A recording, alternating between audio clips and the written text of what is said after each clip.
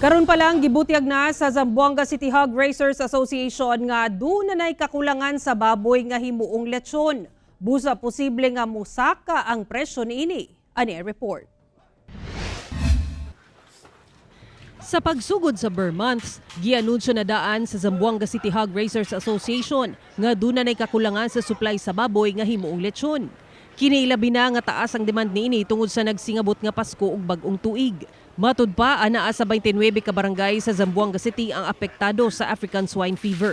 3,178 na ang namatay nga baboy tungod sa ASF. 889 ang gipailam sa kaling ug 838 ka hog racers ang apektado. Since mostly is affected our backyard hog racers, so magkakaroon tayo ng lack of supply ng lechon.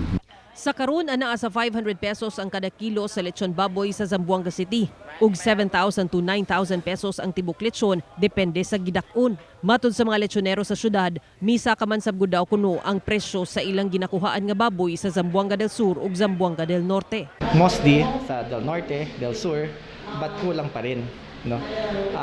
At saka ang mahal na ngayon ng baboy. Mulihok sab kuno ang presyo sa karning baboy apan dili mula pa sa 300 kada kilo.